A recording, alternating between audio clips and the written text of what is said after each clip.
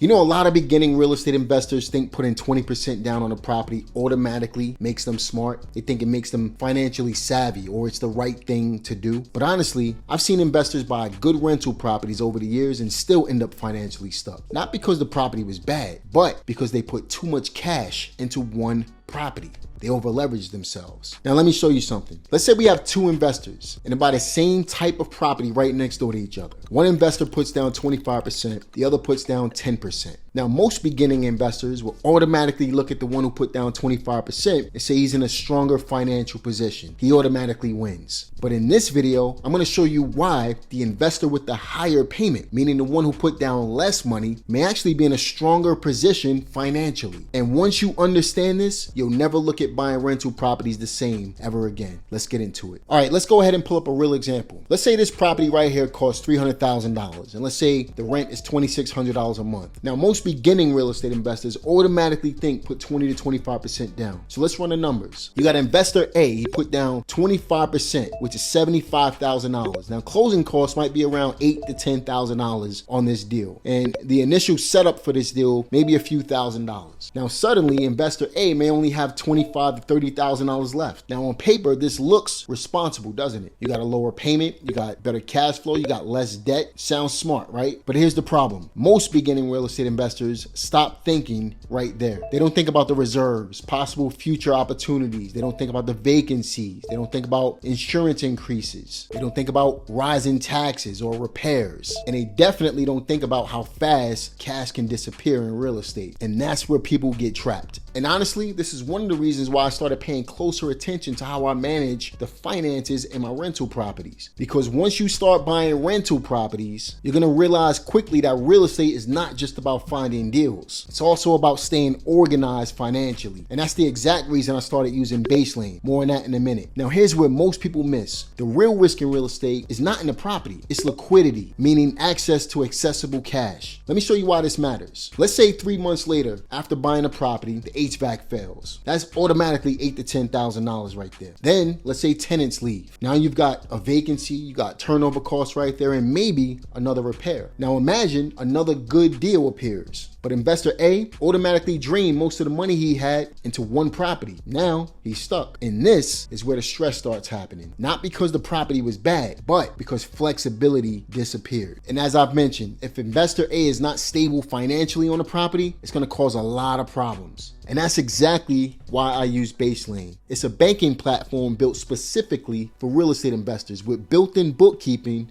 and real-time financial tracking. And the best part is it automatically generates CPA-ready balance sheets whenever I need them. No spreadsheets, no guessing. Plus, it tracks depreciation and cost segregation directly inside the platform, so you can accelerate deductions and taxable income without trying to manage all of that manually. And I can track everything directly from my phone, property by property, anytime. So if you're serious about building your portfolio, you need to know your numbers. Be sure to check out Baselane using the link in the description box below. Now let's get back into the content. Now let's take a look at investor B, because this is where most beginning real estate investors change their thinking about how financing actually works in real estate. So now you got investor B, they buy the same property right next door, but instead of putting 25% down, they put 10% down. Now, yes, the payment is higher, maybe $2,300 a month instead. Obviously, that's going to drop the cash flow some, maybe $300 instead of $600. And this is where beginning real estate investors immediately stop thinking. They automatically say stuff like, see, it's not a great deal. It's actually worse than the other one. But wait, investor B still has $45,000 to $50,000 available in cash reserves. Now, repairs don't create a panic, vacancies don't create fear, opportunities can still be pursued, and reserves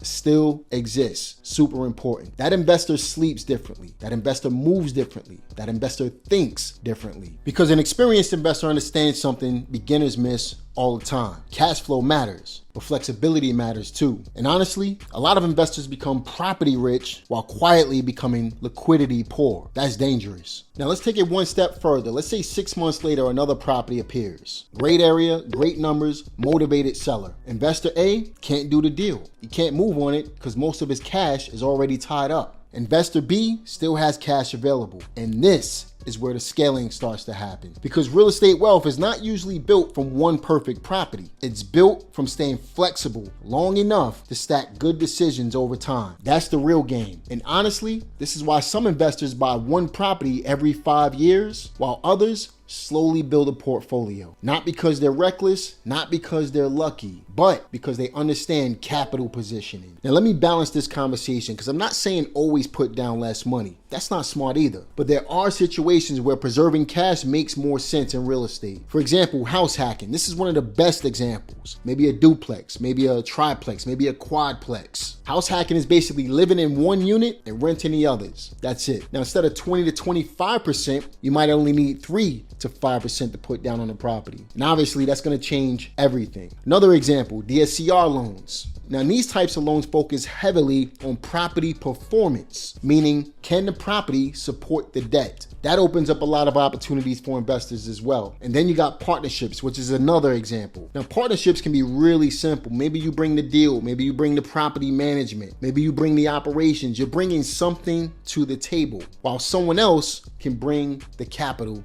to do the deal with. Again, this is strategic thinking, not emotional thinking. And of course, there are times where putting down 20 to 25% on the property makes absolute sense. For example, in higher interest rate environments, you definitely want to put down a little more money. Maybe you're in a weak cash flow market. Putting down a little more money can help your cash flow. Maybe the property is unstable. Of course, the more money you bring to the table can stabilize the property as well. Or maybe you're in a situation where preserving monthly cash flow matters more than flexibility. This is why a real estate investor is never a one-size-fits-all for everybody. The real key is understanding why you're structuring a deal the way you are, not blindly following rules. Because honestly, a lot of beginning real estate investors are operating from fear without realizing it. They might have fear of debt. They might have fear of leverage. They might have fear of payments. And fear can make people overly conservative financially. Now, obviously, there's nothing wrong with being cautious, but smart investing requires balance. The best investors don't just optimize for ownership. They optimize for flexibility, scalability, staying power, opportunity, and ownership. Because real wealth in real estate is not usually built from one perfect deal. Again, it's built from surviving long enough to stack smart decisions. And once you start understanding leverage and liquidity and reserves and opportunity costs and financial reserves, you stop thinking like a homeowner and you start thinking like an investor. Now listen, if you're serious about building a rental portfolio, but you want help with understanding financing, maybe analyzing deals, maybe structuring creative finance, finding good deals, maybe building out cash flow, or maybe avoiding beginning mistakes, then I want you to check out the link in the description box below. Have a conversation with my team. See how we can help you in your real estate investing business to help you go from where you are to where you want to go in your business. Because honestly, a lot of people are trying to figure this business out alone. And that's usually going to lead to hesitation, confusion, bad deals, or even years of wasted time. And I definitely don't want that to happen to you. Listen, check the links in the description box. We're going to help you out with a game plan that's going to allow you to follow this real estate journey and really get to where you want to go at the end of the day. Be sure to like this video, subscribe to the channel, click the notification bell, and leave a comment in the comment section. Let me know what you thought about this video. Let me know what other types of videos you want to see, whether it's wholesaling, whether it's creative finance, whether it's buying rental properties, or whatever. Let me know in the comment section. I'll see you guys on the next one. Take care.